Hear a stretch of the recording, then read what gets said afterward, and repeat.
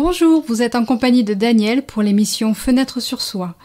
Dans le parcours incessant vers le mieux-être, certains d'entre nous font de plus en plus appel à des médiums, pour nous-mêmes, pour notre habitat, pour rassurer ou pour guérir. Aujourd'hui, pour m'accompagner tout au long de cette émission, j'ai la chance de recevoir Mathieu Pittet, médium énergéticien. Bonjour à tous, à toutes. Alors bonjour Mathieu, déjà peux-tu te présenter en quelques mots pour nos auditeurs ? Donc moi je suis donc Mathieu Pittet, j'ai 40 ans, médium de naissance en fait, je fais des soins énergétiques aussi en plus. Finalement c'est un domaine vaste où tout se recoupe, tout se regroupe, donc voilà, effectivement ça touche pas mal de domaines, ouais. Donc tu es médium, tu fais des soins énergétiques, tu es passeur d'âme, travailles sur les blocages karmiques, les harmonisations des lieux.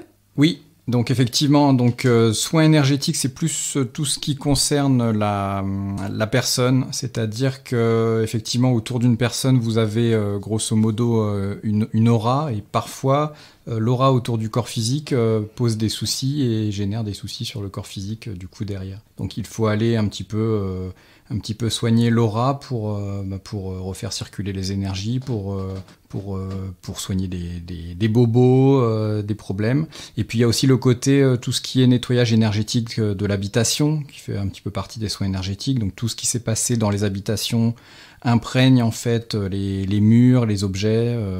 Et donc ça passe aussi par des soins énergétiques un petit peu pour libérer tout ça. Et puis le côté médiumnique pur qui, de temps en temps, finalement, permet aussi d'apporter aux soins énergétiques un plus. Voilà. Alors moi j'ai une question pour les auditeurs qui ne connaîtraient pas forcément la définition. Qu'est-ce que c'est qu'être médium en fait ? Finalement, un médium, c'est simplement une personne qui a la capacité innée ou travaillée un petit peu plus tard, finalement, d'être la jonction entre deux mondes. Simplement, on a autour de nous le monde physique, le monde que tout le monde perçoit, qui est simplement finalement une image que notre cerveau interprète. C'est déjà finalement deux images 2D que le cerveau transforme déjà en une image 3D.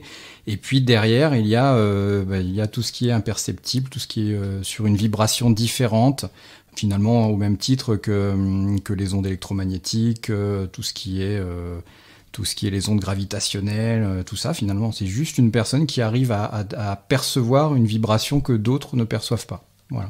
Mais finalement, de manière innée et de plus en plus, l'homme normalement est capable de percevoir tout ça.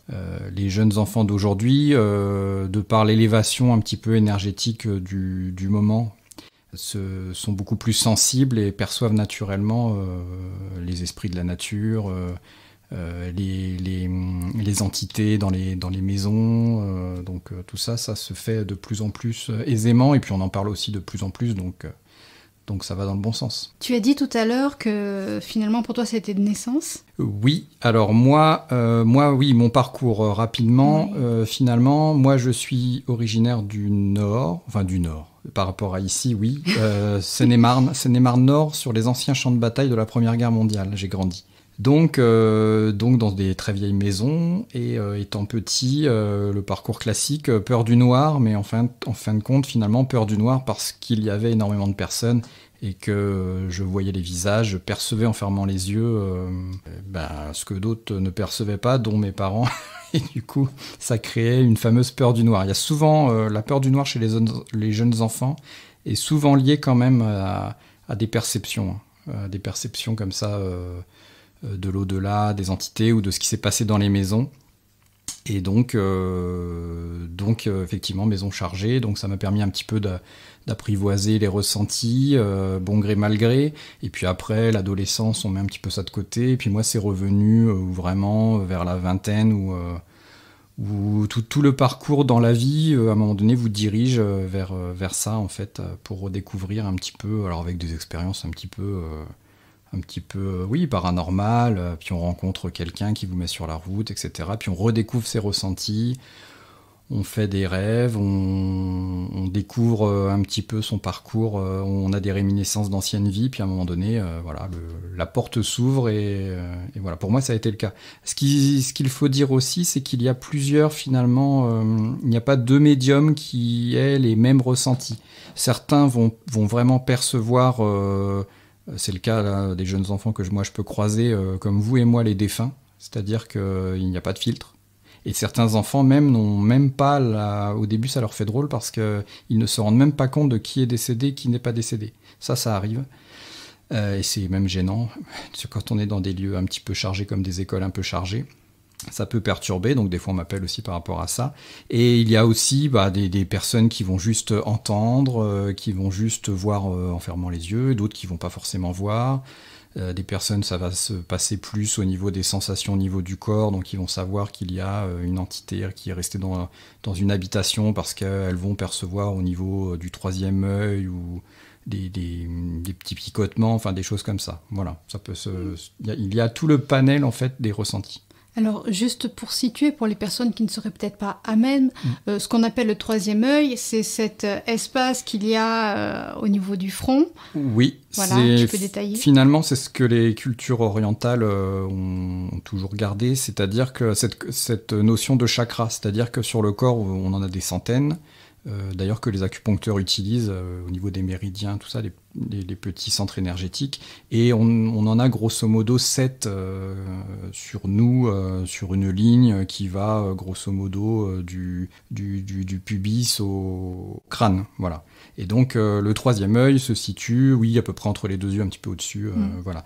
Et du coup, souvent, ce troisième œil, il est associé, et c'est même le cas, à tout ce qui est perception extrasensorielle, donc ça peut être des ressentis là, et puis au niveau aussi même du chakra couronne, tout en haut, au niveau de la tête, il y a souvent des ressentis de ce côté-là, oui. Donc tu disais que pour toi ça a été constaté, tu l'as constaté pendant l'enfance. Est-ce que sur la base familiale, il y avait déjà un terrain propice à ce genre de constat ? Alors, ma mère est sensible, mais bon, c'était des époques où on en parlait peu. Donc du coup, elle sait, une fois que moi je me suis relancé là-dedans, finalement, elle m'a raconté pas mal de choses, et puis elle a de la perception, c'est-à-dire qu'elle est capable quand même de sentir les gens, de percevoir quand même... parce que dans la médiumnité, il y a aussi ce côté où lorsque vous voyez une personne, vous êtes capable tout de suite de lire l'âme, entre guillemets. C'est-à-dire que vous voyez tout de suite... si elle est lumineuse ou pas, ce qu'elle a pu faire ou pas, des fois des anciennes vies qui ressurgissent, et des fois ça peut être simplement même dans une file d'attente dans un magasin. Moi ça m'est arrivé d'être dans une file d'attente et d'avoir des ressentis sur la personne juste en face de moi, et c'était compliqué. Comment tu fais dans ces cas-là ? Eh ben, pas grand-chose, puisque c'est juste du ressenti. Là, c'était un peu un cas extrême. C'était une personne, je pense qu'il était polonais, conducteur polonais, et je pense qu'il n'était pas très sympa avec ses enfants. Voilà, sans aller dans le détail, c'était D'accord. un peu ça. Et donc, du coup, j'ai juste une perception sur le moment, et puis après, on paye, et puis voilà. Il y a beaucoup d'informations qui viennent comme ça, et finalement, on n'en fait pas grand-chose, quoi. Est-ce que comme Patricia Daré, par exemple, Patricia Daré, qui est, on va dire, une des médiums qui a le plus été favorable au métier de médium, notamment en le démocratisant, en publiant de nombreux livres, en faisant de nombreuses conférences, qui explique clairement dans ses ouvrages ou dans ses conférences notamment, mais que des fois, elle est à table et au restaurant ou chez des amis, qu'elle se retrouve confrontée à une entité qui a besoin de communiquer quelque chose. Est-ce que des cas comme ça te sont déjà arrivés ? Oui, moi ça m'arrive souvent. Alors d'ailleurs, le premier livre de Patricia Daré, oui, il est très bien, elle explique très bien. Je crois que elle, c'était suite, c'est pour ça que je disais que ça pouvait venir sur le tard. C'était suite, je crois, à sa première grossesse, où à un moment donné, elle était pas du tout là-dedans, et puis finalement, dans la nuit, on lui a dit, prends une feuille et écris. Bon, elle voulait pas trop, non, et puis finalement, d'un seul coup, elle a cru devenir folle, et puis elle s'est découverte ses facultés qui revenaient. C'était des chemins de vie, c'est-à-dire que quand ça revient comme ça à 50 ans ou 40 ans, je crois qu'elle avait une quarantaine d'années, c'était vraiment écrit dans un chemin de vie, il n'y avait pas de hasard. Mais effectivement, oui, moi, ça arrive souvent au niveau lorsque je prends la route en voiture, par exemple, ça arrive de ramasser du monde C'est-à-dire que l'entité qui reste, qui n'a pas pu passer directement, parce qu'elle a loupé le coche, parce qu'elle n'avait pas envie, parce qu'elle était hébétée sur le moment ou des choses à faire encore, elle a besoin en fait d'un tremplin pour passer. Et donc au niveau de l'âme des passeurs d'âme, ça fait comme un phare dans la nuit. Les entités savent qu'on est capable de les aider. Et d'ailleurs, c'est ça qui pose aussi un petit peu problème chez les jeunes enfants, c'est qu'il y a beaucoup de jeunes enfants qui sont capables de faire passer les entités, mais elles savent pas encore comment faire, et du coup elles reviennent à la maison avec des entités qu'elles ont pu croiser au bord de la route, ou voilà. Et ça fait du monde. Ça fait du monde. Et une fois qu'on a nettoyé à peu près le coin où l'on est, normalement il y a moins de monde, mais ça m'arrive, oui, très souvent quand je vais me balader dans les vieux villages, ou quand on va au restaurant, oui, il y a souvent, ou dans la nuit, ça arrive souvent dans la nuit. La nuit, selon les périodes de l'année, parce que le voile entre les deux mondes est plus ou moins fin en fait dans l'année. Il y a vraiment des périodes où même avant la pleine lune, avant les nouvelles lunes, là, 2 jours avant, 2 jours après, il y a souvent du monde qui vient, effectivement. Donc on se fait réveiller, on se fait secouer, ou on se fait avec des tapes dans les mains pour se faire réveiller. Ça arrive et on voit, moi je vois du monde au bout du lit, oui. Ça surprend parfois parce que de temps en temps, effectivement, la personne avec qui vous êtes n'est pas forcément au courant de la chose. Mais justement, pourquoi la nuit ? La nuit, le voile entre les deux mondes est plus fin. Donc surtout, moi je constate plus vers 2h, 2-3h du matin, là il y a vraiment un créneau où vraiment le monde est très fin, le voile entre les deux mondes est très fin, du coup la communication est plus faisable. Et puis il y a aussi le fait que c'est pareil pour les maisons hantées en fait, c'est pas tout le temps, il n'y a pas tout le temps de manifestation, ça va se faire qu'à certaines heures, qu'à certains jours dans l'année, là où le voile en fait est très fin. Donc le défunt, pour interagir sur la matière, il a quand même globalement, à moins que ce soit quelqu'un d'assez costaud, mais normalement il faut que ça soit quand même propice. Donc ça peut être des bruits, des choses comme ça qui n'interviennent qu'à certaines périodes de l'année. Ouais. C'est pas tout le temps. Mais ça arrive aussi la journée. Mais c'est souvent le soir. Hein. De toute façon, la nuit, tout ce que les mythes et légendes, même au fin fond des campagnes, ont repris, il y a du vrai là-dedans. Hein. Même les fêtes païennes... la Toussaint qui a été calquée sur des anciennes fêtes celtiques, druidiques, de toute façon c'était fait à des moments de l'année où la communication avec l'au-delà était le plus propice. Il y a quelques années en arrière, le regard sur les voyants médiums était extrêmement sceptique.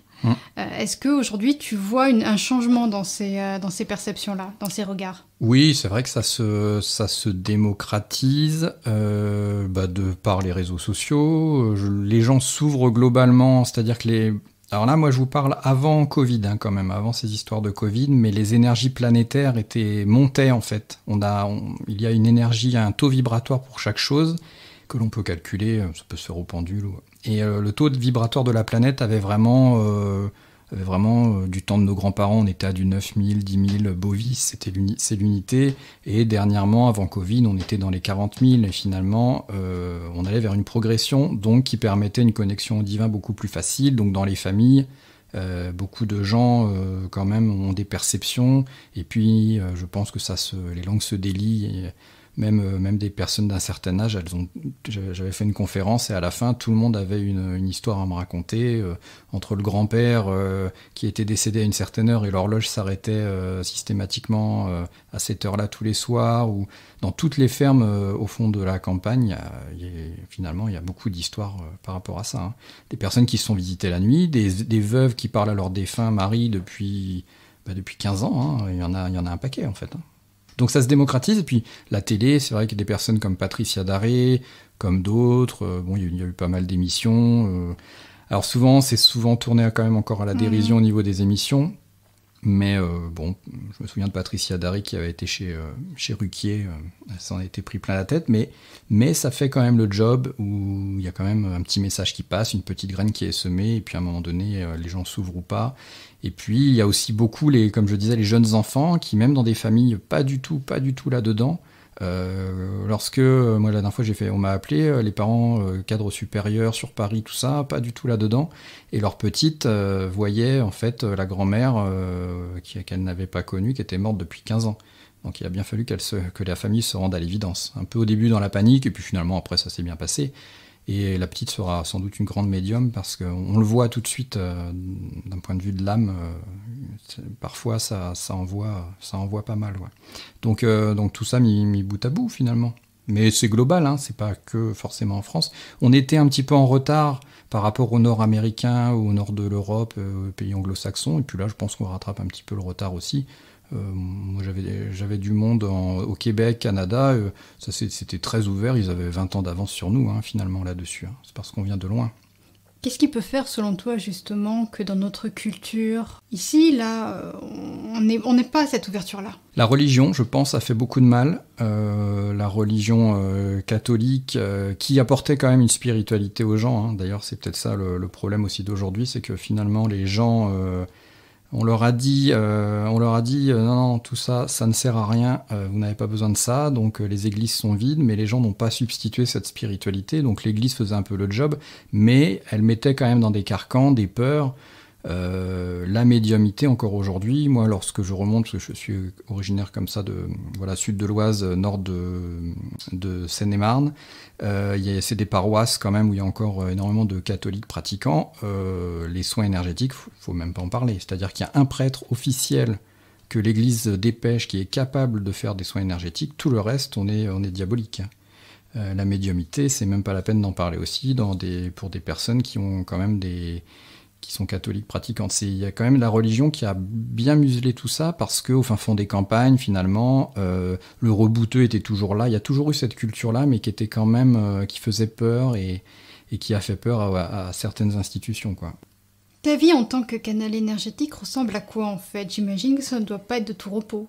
Oui, il y a eu des périodes compliquées, des périodes où on se fait réveiller la nuit, où on doit, quand il y a des catastrophes aussi planétaires entre guillemets, c'est vrai que la nuit on est plus ou moins appelé. Donc moi ça m'est arrivé quand il y a eu les attentats du Bataclan de faire passer un couple de jeunes là qui s'était fait tuer, donc c'était pas forcément si simple, et en plus il y a les émotions qui vont avec, et parfois c'est vrai qu'on a même des lots de personnes à faire passer quand c'est des tsunamis, des choses comme ça. Bon, moi j'ai pas eu à faire, mais il y a des personnes, des copains médiums qui ont vraiment des grosses équipes à faire passer, et du coup il faut faire le job, en fait on est là pour ça, et de toute façon même si on refuse, quand vraiment c'est important, on vient nous chercher et il faut le faire. Puis après, moi je nettoie aussi les maisons, donc il y a vraiment des maisons où c'est du lourd et les personnes tombent malades ou vont mal en tout cas à cause de la maison chargée.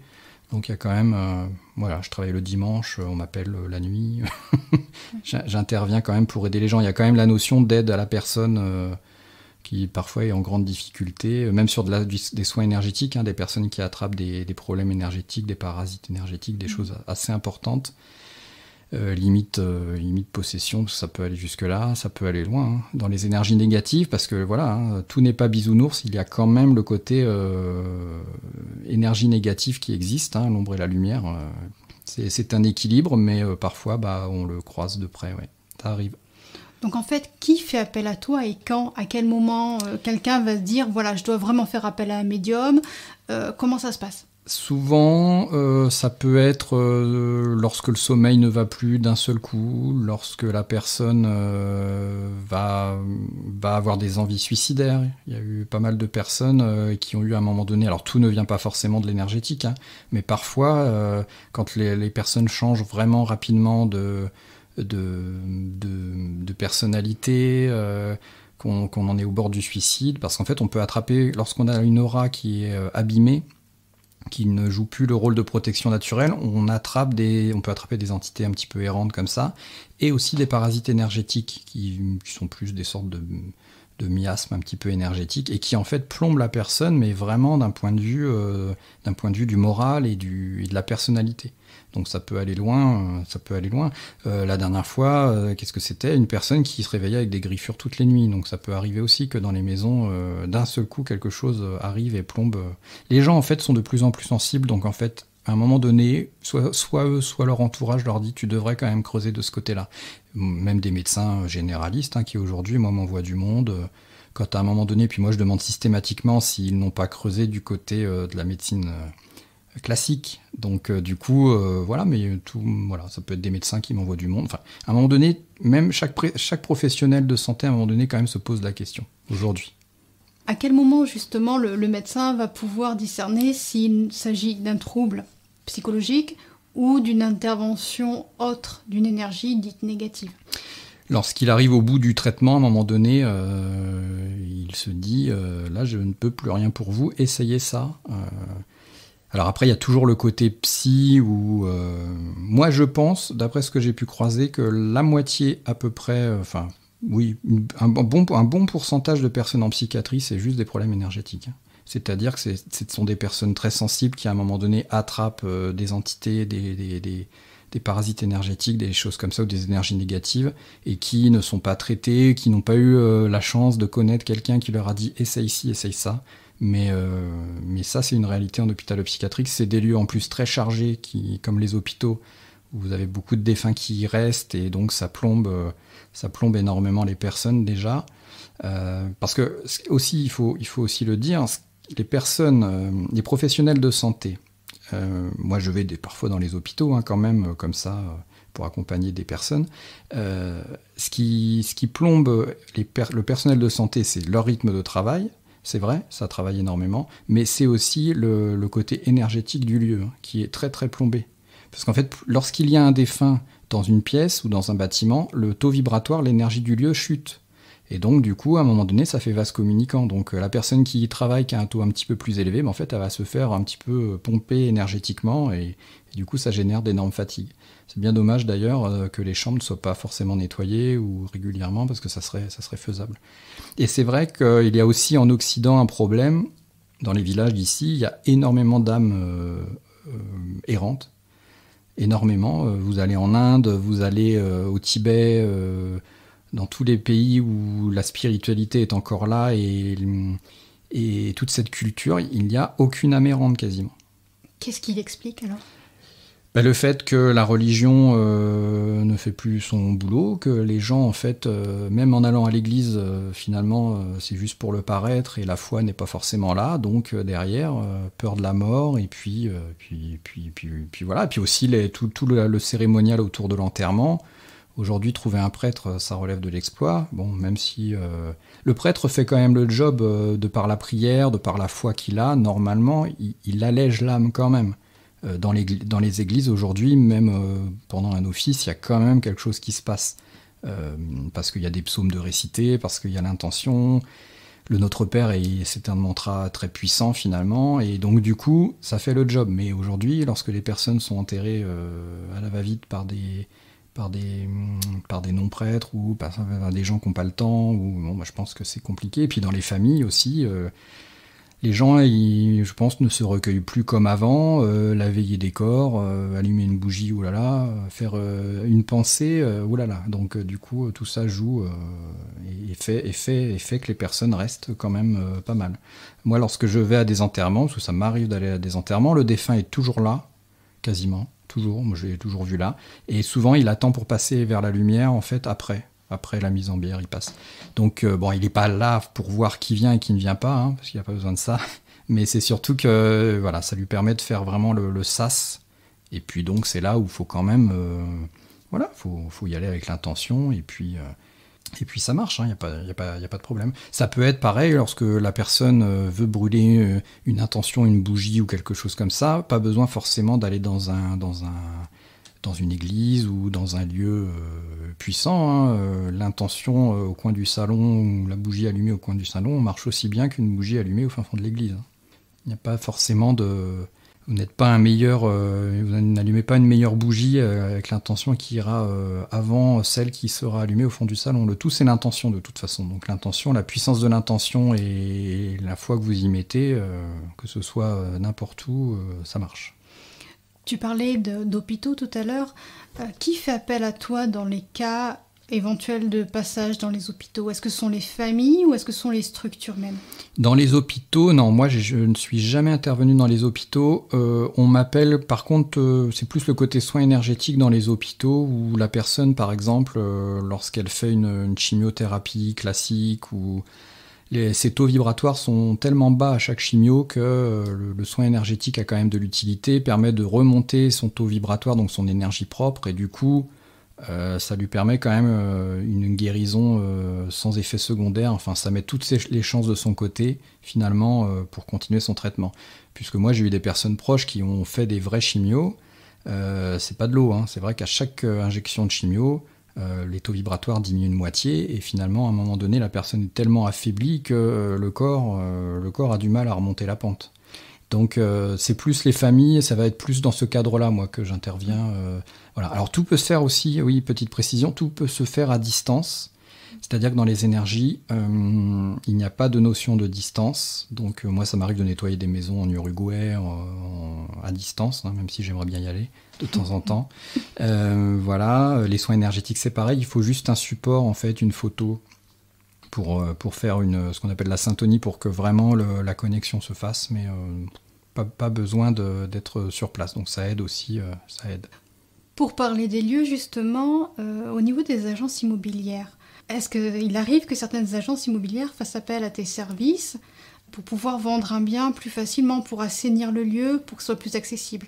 Alors pour le moment, pas de manière officielle, parce que contrairement aux pays anglo-saxons où lorsque vous avez un lieu où il se passe des choses, un pub ou un château hanté, ils en font la pub pour attirer le chaland. En France, c'est un petit peu tout caché. C'est-à-dire que au niveau des affaires, on a toujours l'impression que ça ne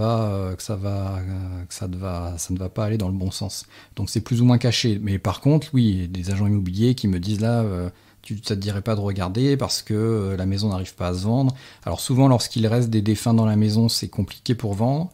Quand il s'est passé des choses effectivement sérieuses, meurtres, etc., c'est vrai que ça imprègne quand même bien les murs. Puis parfois, il y a des énergies négatives. C'est-à-dire que la fameuse notion de mauvais œil, de magie noire, etc., selon les cultures, c'est déjà beaucoup utilisé selon les cultures, hein, finalement, encore aujourd'hui, et même nous, au fin fond des campagnes.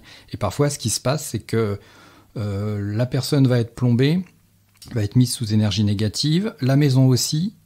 Donc là, c'est le packaging d'enfer, comme dirait l'autre.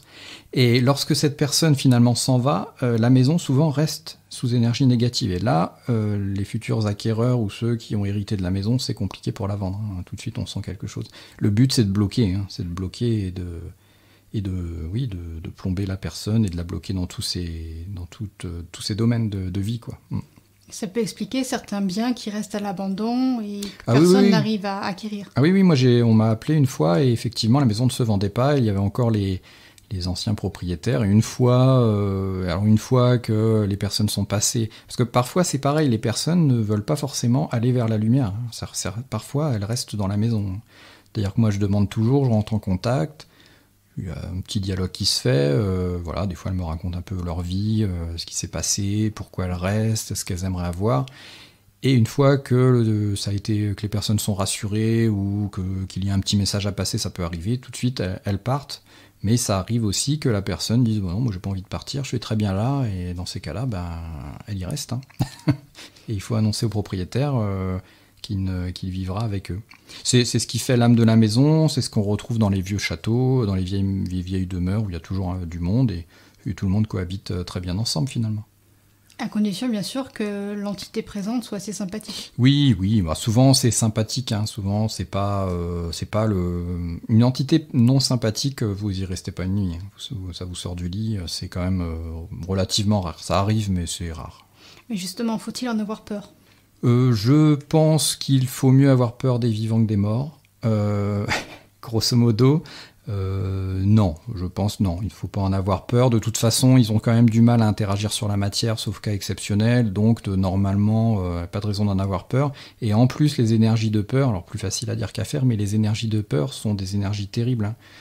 Ça bloque, ça ouvre des portes, ça crée des brèches dans l'aura, et c'est là où vous pouvez attraper tout et n'importe quoi. Mais voilà, faut être droit dans ses bottes, avoir une force inébranlable, et quoi qu'il arrive, non, faut pas en avoir peur. Éviter à tout prix aussi tout ce qui est spiritisme Et quoi d'autre? Ouija peut-être. Oui, voilà, c'est ça. Parce que là, vous ouvrez quand même des portes. Parce qu'en fait, les personnes ont quand même beaucoup de capacités, hein, globalement. Donc ça marche très bien. Donc il n'y a pas un médium qui vous conseillerait de faire ça, parce que vous allez ouvrir des portes qui vont vous amener pas des super entités, c'est que du bas astral, ce qu'on appelle, donc des entités basses. Ça va rester, et donc après, il faudra les faire partir et fermer la porte. Là, c'est une amie qui m'avait appelé pour intervenir sur une adolescente qui avait fait ça, et ça a été compliqué parce que c'était quand même du lourd. C'était du lourd. Donc, oui, à éviter. Oui, à éviter, c'est ça, tout ce qui est spiritisme, tout ce qui est film d'horreur, moyen aussi, hein, parce que ça ouvre quand même des portes émotionnellement, ça crée des peurs, ça crée des choses. Moi, je suis pas un grand fan des films d'horreur non plus, quoi. Je trouve que ça peut ouvrir des portes sur des lieux déjà chargés. Parce qu'en fait, il y a vraiment des lieux qui sont des sortes de portes naturelles, hein. Et si vous regardez, si vous avez des émotions à ces endroits-là, ça peut être quand même compliqué à gérer, hein. Et en ce qui concerne les pendules, justement? Le pendule, oui, ça peut ouvrir des portes aussi. Ouais, tout ce qui est pendule, tout ce qui est divination et pendule, ça peut. Après, il faut demander protection. Alors, on peut demander protection à l'univers, mais ou se faire encadrer dans un premier temps, parce que c'est pareil. Le problème, c'est que le pendule, il faut le faire dans de bonnes conditions. Il faut être soi-même dans de bonnes conditions. Il faut être dans un lieu propice. C'est sûr que si vous faites ça dans un lieu très chargé, voilà. Alors, petite précision aussi, finalement, les cimetières ne sont pas les lieux les plus chargés, hein. J'entends par là, il n'y a pas forcément, ce n'est pas le lieu où il y a le plus de défunts errants. Beaucoup de cimetières où il n'y a pas grand monde, quasiment personne. Les lieux où il y a le plus de monde, on va être sur du château qui a 1000 ans, qui a des vieilles maisons de 500 ans, 600 ans, enfin voilà. Et la forêt des fois, parce que dans la forêt finalement, il y a pu y avoir un ancien site gallo-romain ou des choses comme ça, et du coup on pense que c'est qu'une forêt, et en fait la nuit c'est assez agité. Ouais. D'accord. Et en ce qui concerne l'écriture automatique? Ah oui, ça aussi, voilà, c'était ça dont je cherchais. Écriture automatique, non. Alors il y a deux choses, il y a l'écriture médiumnique et l'écriture automatique. L'écriture médiumnique, c'est ce que les médiums font, c'est en fait vous entendez, vous avez en tête ce qui se lit. Vous voyez là le défunt parler, ou vous l'entendez, et là vous écrivez, c'est votre écriture, c'est votre bras qui bouge.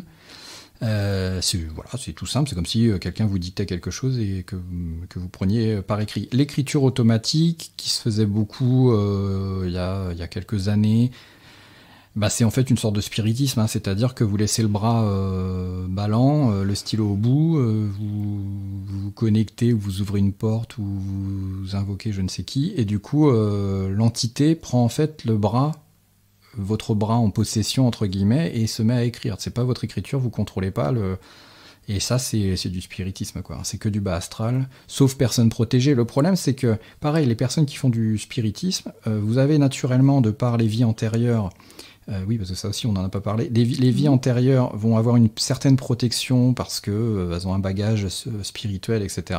Donc ces personnes-là, il n'y aura pas de problème. Mais ça, c'est la roulette russe. Avant d'être dans le domaine, vous ne savez pas si vous êtes protégé ou pas. Et comment le savoir, justement ? Eh bien, on le sait après, lorsqu'on prend contact avec ces guides de lumière, avec les personnes de l'autre côté, où vous avez des indications et vous avez des rêves, il y a d'autres médiums qui vous donnent l'indication. C'est tout un chemin, quoi. Dès le départ, on ne peut pas vraiment le savoir. Et justement, pour revenir à ça, devant la recrudescence actuelle de chasseurs de fantômes et autres urbex, donc les urbex, ce sont des interventions dans des lieux inhabités, souvent illégales, je précise, que l'on voit apparaître sur le net, ce qui prolifère. Qu'est-ce que tu aimerais dire par rapport à ça, à tout ce public qui se nourrit de ces contenus? Qu'est-ce que tu pourrais dire ? Oui, je regarde, moi, des fois, ça m'arrive de regarder des vidéos, de l'exploration urbaine. Le problème, c'est que parfois, en fait, il y a des lieux qui, clairement, même moi, sauf intervention, parce qu'on m'appelle, j'y mettrai pas les pieds, hein. Réellement, il y a vraiment des coins où aujourd'hui, c'est trop chargé, où c'est réservé à l'ombre, et aller y faire un tour, c'est à coup sûr, quand même, s'attirer éventuellement des soucis. Alors, au mieux, on se fait une grosse frayeur, au pire, on revient avec quelqu'un. Donc c'est le problème. Et même toutes les émissions, les Ghost Adventures, les choses comme ça, où ils vont sur des lieux hantés pour enregistrer avec du matériel moderne les entités, c'est quand même souvent du lourd, quoi. Et je trouve que c'est un jeu qui peut être un petit peu dangereux. Sans parler du défunt qui reste, ça c'est le cas dans les châteaux type écossais où finalement ils en font un business et quand vous discutez un peu avec l'entité qui est dans le château, elle vous dit en fait en avoir ras-le-bol grosso modo de voir ces espèces de curieux qui viennent. C'est pas forcément sympa, au moins c'est pas sympa pour celui qui y est. L'entité peut être souvent en souffrance. De toute façon, si elle n'est pas passée directement, c'est qu'il y avait un souci dès le départ. Donc je sais qu'ils font souvent de l'exploration urbaine dans les anciens hôpitaux, les anciens sanatoriums, les anciens pensionnaires. C'est pas des âmes sympas qui restent, hein. Sinon elles seraient passées. Hein. Donc c'est quand même des âmes en peine et pareil, la personne qui est sensible et qui a une brèche dans l'aura ou qui est passeur d'âme sans le savoir, ben c'est un coup à revenir avec, quoi. Et justement, quand on est passeur d'âme, quand on est médium ou sensible, est-ce que c'est pas possible de rendre service, si ces entités le souhaitent, de les aider à partir ? Si, ça m'arrive. Alors quand c'est un lieu très grand, très chargé, bon, je pense qu'il faut parfois être à plusieurs. Mais moi, ça m'est arrivé sur des accidents de voiture d'aller effectivement voir parce que je savais qu'il fallait que j'y aille. J'avais l'information et parce que la personne était restée sur le coin de la route et qu'il fallait la faire passer. Bon, quand c'est une, deux personnes, voilà. Il y a des coins où je me m'y frotte pas plus que ça. Je pense dans le nord, là, il y a une forêt du côté de là où je suis originaire, Ermenonville, où vous avez eu un des plus grands crashs aériens fin des années 70, dans la pleine forêt, il y a à peu près 330 personnes. Bon, j'évite d'y aller, quoi. J'évite d'y aller parce que je sais que je vais revenir avec du monde, je sais que ça va être super compliqué, et puis vous avez les émotions avec, donc entre la petite fille... la mère de famille qui a laissé son enfant, etc. C'est pas évident. C'est-à-dire quand vous y allez, quand vous voulez vous balader le dimanche, ça n'est pas le lieu le plus propice, quoi. C'est pas touristique, en fait. C'est ça. Mais effectivement, normalement, on a ce rôle-là et on peut. Mais le problème, c'est que sinon, on n'a plus de vie et on est partout. Et justement, est-ce que ça t'arrive de dire non, j'y vais pas ? Non, quand on m'appelle, j'y vais, même des fois, quand c'est le dimanche, quand c'est... Alors, il peut y avoir la personne physique qui m'appelle, et puis aussi, des fois, l'information, on me dit, bah là, tu devrais y aller, là, on a besoin de toi, tout ça, donc non, ça se refuse pas, mais c'est finalement assez rare. Quand vraiment, on doit nettoyer un lieu, souvent, on y arrive, ça va être un lieu de location aussi, ça m'arrive quand je vais louer quelque chose, je tombe dans un lieu hyper chargé, je vais être là pendant une semaine, bon, là, je le nettoie. Mais sinon, non, parce que sinon, effectivement, j'arrêterai pas. Quand tu dis on me donne l'information, c'est-à-dire qui te donne cette information ou quoi ? Alors oui, on a au-dessus, on a des personnes... Et comment ? Oui, on a des personnes qui nous chapeautent, en fait. Il y a tout un système de vie antérieure. On a des milliers de vies antérieures, sur Terre ou ailleurs, d'ailleurs. Et on a ce qu'on appelle des guides de lumière. C'est-à-dire, ce sont des personnes, des personnes avec qui on a fait des bouts de chemin ou pas, sur des vies anciennes, ou pas, d'ailleurs. Des fois, ils ne se sont pas incarnés sur Terre. Ils sont là pour nous chapeauter. On les partage avec d'autres. C'est un petit peu ce que la religion a repris sous le terme d'ange gardien. Donc c'est-à-dire qu'on en a au moins un, il y en a d'autres qui viennent au fil de l'existence quand on a des choses précises à être enseignées, à apprendre, les épreuves qui arrivent, et puis voilà, ça peut changer aussi au cours de l'existence. Et donc ces personnes-là, ce sont les personnes qui vont nous donner des infos. Donc moi quand je fais des canalisations, ça m'arrive de prendre aussi des messages des guides de lumière là, de gens qui viennent me voir parce qu'elles ont besoin d'informations, de guidance et ça passe par elles parce qu'elles nous connaissent par cœur et elles veulent nous aider, mais bon c'est plus compliqué quoi. C'est pas forcément évident d'aider facilement. Donc parfois on est perdu, parfois on veut l'indication, voilà. C'est ça, la notion de guide de lumière. Qui nous aide, qui nous protège aussi, hein, ça arrive dans des accidents, dans des choses comme ça, on a des coups de main parfois, il y a plein de témoignages, même j'avais lu un reporter de guerre là, qui était visé par un sniper, et au dernier moment on l'a poussé, en fait, il n'a jamais compris qui l'avait poussé, et la balle en fait du coup lui est passée à 3 cm de la tête. Donc voilà, ça c'est clairement une intervention de l'extérieur. Il y a plein on est sauvé en fait régulièrement, hein, on le sait pas, mais moi-même, hein, on a eu plein d'accidents où ça aurait pu se jouer à rien et finalement on est quand même aidé de temps en temps. Une autre question qui est plus à même aux vivants, ou pas, je ne sais pas, est-ce qu'on a déjà fait appel à toi, je pense notamment au service de police, pour retrouver des personnes, des disparus ou autres. En France, ça ne se fait pas trop le coup des services de police. Les anglo-saxons marchent beaucoup avec ça, même si légalement ça n'a pas de preuve, ils se disent on va mettre toutes les chances de notre côté. Moi, c'était plus des particuliers qui m'appelaient, par exemple, pour les animaux, mais j'ai arrêté de le faire, puisque le problème, c'est que je repérais plus ou moins l'animal, et puis le temps d'y aller, en fait, l'animal était parti, quoi. Donc ça créait, ça décevait les personnes. Je préfère rediriger, il y a des personnes qui sont vraiment spécialisées là-dedans. Il y a vraiment des sensibilités dans chaque domaine. Vous avez des gens qui vont être très forts dans la recherche d'animaux, ou de personnes, hein. Des gens qui vont être très forts dans la recherche d'eau. Bon, ça c'est pareil, moi j'en fais, mais bon, c'est pas mon cœur de métier. Enfin voilà, c'est un ensemble. Et puis bon, on peut pas être bon à 100% partout, donc vous avez des très très bons médiums, des très très bonnes personnes qui font des soins énergétiques. Chacun en fait se complète, puis il faut pas hésiter à renvoyer. L'essentiel c'est que la personne finalement, on aide la personne, et puis voilà. Mais c'est vrai que du coup, dans les personnes disparues, souvent, aux informations, etc., on n'a pas la même grille de lecture, hein.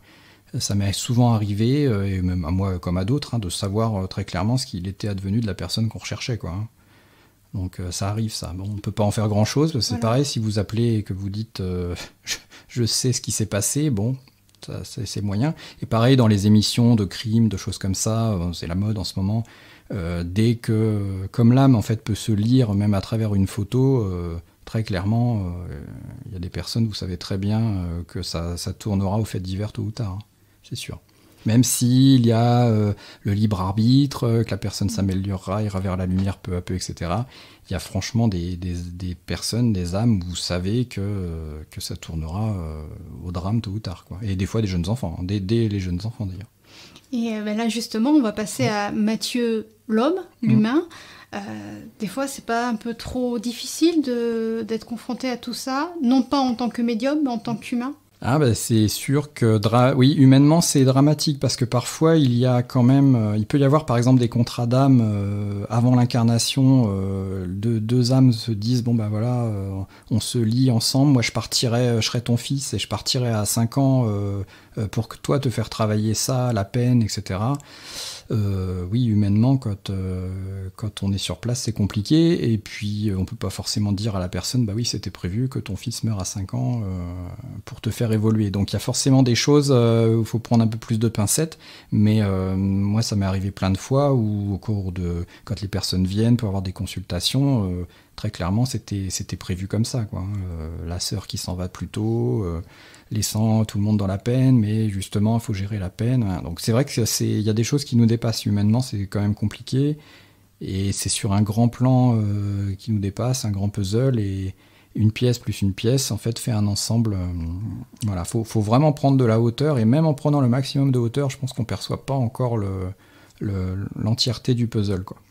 Alors en continuant à prendre de la hauteur, tu parlais des animaux tout à l'heure, je suis sûre que ça touche beaucoup de personnes. Qu'en est-il des animaux ? Les animaux ont une âme aussi, pareil, on peut faire des soins énergétiques sur les animaux, hein, ils ont leur propre centre énergétique, ils sont souvent très sensibles, hein.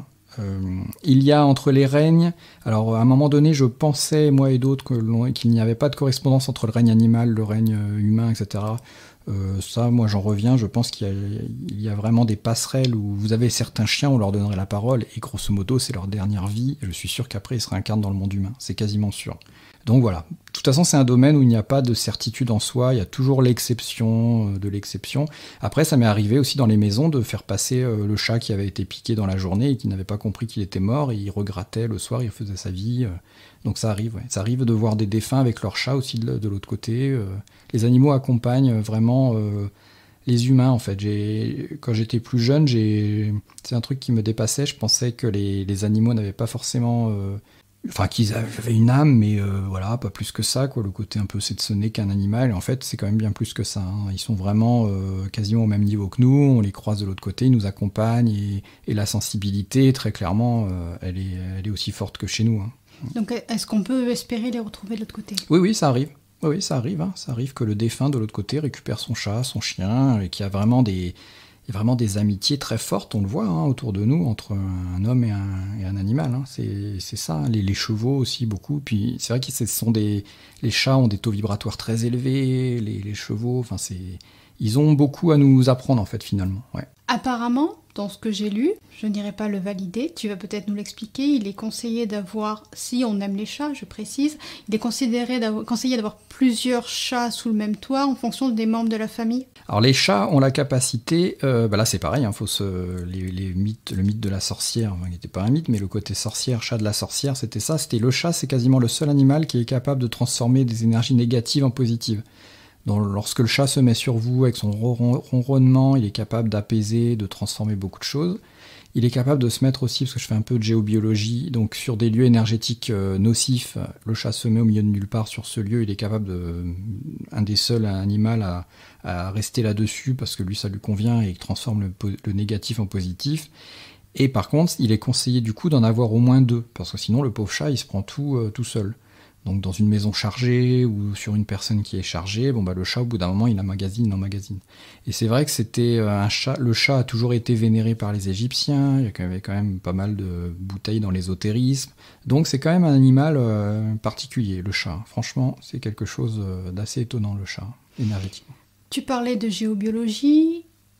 Pour ceux qui n'ont pas forcément la possibilité ou même la pensée immédiate de faire appel à un géobiologue ou même un médium, est-ce qu'il n'y aurait pas des petites choses à faire à la maison pour au moins assainir un petit peu l'atmosphère quand on perçoit qu'il y a quelque chose qui n'est pas très équilibré? Oui, on peut. Alors il y a plusieurs moyens. On peut brûler de l'encens, alors de l'encens de qualité, de l'encens de qualité que les religions d'ailleurs ont repris, la myrrhe, le benjoin, enfin tous ces encens résines qui ont toujours eu le pouvoir de purifier. Il y a tout ce qui est les fumigations avec, il y a pareil le parti encens tibétain, il y a le Palo Santo qui est un bois brésilien, ça peut être le bol tibétain pour purifier, ça peut être des pierres aussi, vous avez des personnes qui fonctionnent beaucoup avec des pierres pour purifier l'intérieur, ça peut aider, mais c'est vrai que ça ne fait pas tout, quoi. Ça ne fait pas tout, quand c'est des lieux vraiment très chargés. Vous avez aussi des lieux où, moi j'avais ça sur une maison que j'ai pu avoir, où c'était comme le cas d'une gare. Vous pouviez faire passer toutes les personnes qu'il y avait dans la maison, ça revenait systématiquement parce qu'il y avait un croisement énergétique bien particulier et du coup ça arrivait en flot constant. Donc il y a quand même des maisons où c'est un peu plus compliqué et puis il faudra vivre avec. Et peut-être pour renseigner nos auditeurs, de quelle manière finalement tu procèdes? Sur tout ce qui est soins énergétiques, alors moi je ne touche pas la personne, grosso modo elle est allongée, alors pareil ça peut se faire à distance, pas de souci, donc elle est allongée, je passe de chakra en chakra un petit peu, j'enlève les énergies négatives, réouverture des chakras, et puis je regarde aussi après tout ce qui est parasite énergétique, entité qu'elle peut avoir, je visualise l'aura, donc c'est un ensemble qui permet, il y a une sorte de trame, mais finalement il faut se laisser guider. Il n'y a pas vraiment de méthode. Alors c'est vrai qu'aujourd'hui, on entend beaucoup parler du Reiki, qui a permis de faire connaître un petit peu les énergies. Finalement, c'est les mêmes énergies remises à la sauce japonaise, avec la notion de maître, de figure, etc., de niveau, d'enseignement. Moi, je suis pas trop un grand fan, moi je préfère me laisser guider, mais il y a des gens, ça leur permet de bien faire le job aussi, donc voilà. Mais c'est vrai que faut se laisser guider, faut être protégé, faut s'écouter, et puis finalement faut être à l'écoute de ses ressentis. Normalement la base du soin c'est ça en fait, c'est qu'il y a des personnes, rien qu'en vous regardant, elles savent à peu près ce que vous avez. L'aura, elles sont capables, pareil, de voir les trous dans l'aura, donc faut se laisser guider. Et pareil, dans les soins énergétiques purs, chaque personne travaille différemment aussi. Qu'est-ce que tu aimerais dire à quelqu'un qui découvre des capacités énergétiques à un certain âge, je dirais plus ou moins avancé? C'est, à mon avis, aujourd'hui, vu les énergies actuelles, je pense qu'il faudrait que la personne... après, il y a beaucoup de personnes qui ont pignon sur rue, qui aujourd'hui font des stages ou des choses comme ça. Il faudrait se mettre en confiance. Et pour se mettre en confiance, c'est vrai que la meilleure solution, c'est quand même des stages. Alors à prix abordable, moi je ne suis pas pour ceux qui facturent 3 000 € un stage. Pour moi, un stage, la moyenne dans les prix, on est sur du 150 €, allez, 200 € la journée. Pareil pour un soin énergétique, c'est 50 €, 70 €, allez dans les grosses villes peut-être 90. Grosso modo, la personne on entend beaucoup d'arnaques par rapport à des marabouts, des choses comme ça, qui vous demandent 3 000 € pour un soin, grosso modo, faut le fuir, à mon avis. Il faut que ça reste quelque chose aussi à la portée des gens. Faire un soin à 500 € pour quelqu'un qui gagne modestement sa vie et qui ne peut pas se le payer, il y a un côté pas de bras, pas de chocolat, qui est un petit peu dérangeant à mon avis, mais bon. Mais est-ce que justement c'est pas ça qui colporte l'information de charlatanisme? Et oui, et puis vous avez aussi les personnes qui pensent qu'en payant plus cher, le soin sera meilleur. Et en fait, non, c'est un peu comme un médecin, hein. C'est très anglo-saxon ça aussi. Vous avez les médecins à 100 € sont censés être meilleurs que des médecins à 50 €, et en fait non, pas du tout. Et dans l'énergétique c'est pareil, moi j'ai vu des gens qui faisaient des miracles au fin fond de la campagne, dans les soins énergétiques, il y avait des gens du monde entier qui venaient la voir, et elle prenait 30, 40 € je crois, pour s'occuper des personnes un peu autistes, sur des trucs compliqués, mais voilà, le prix du soin n'est pas en rapport avec la qualité. D'accord. Et pour finir, une question un peu virale. Que penses-tu de la situation actuelle sur le plan énergétique ?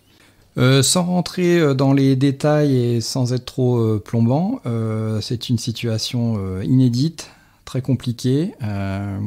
Moi, je ne suis pas un anti-vaccin, mais sur cette notion-là, sur ce vaccin anti-Covid, franchement, j'aurais énormément de doutes. Alors oui, sans rentrer dans les détails, ça va être compliqué, mais en fin de compte, énergétiquement, on se tire une sacrée balle dans le pied. On a 2-3 ans là, quand même, de grande incertitude, où on va être énormément chamboulé. Je pense que les dupes et les faussaires, à un moment donné, vont tomber et que beaucoup de personnes vont ouvrir les yeux, mais ça ne se fera pas dans la douceur, forcément. Voilà, c'est un petit peu le résumé du moment. Voilà, sans rentrer dans les détails pour le vaccin, contre le vaccin, puisque finalement les camps sont établis et chacun aujourd'hui a choisi son camp en son âme et conscience, comme dirait l'autre. Mais voilà, ça va être des périodes compliquées. Il faut tenir le cap, hein, il y en a toujours eu des périodes compliquées. Là, c'est vrai qu'au niveau des taux vibratoires planétaires, on n'avait jamais vu ça. On n'avait jamais vu non plus le côté énergétique sur ce produit qui va sans doute être injecté à une bonne partie du monde, donc grosse incertitude là-dessus.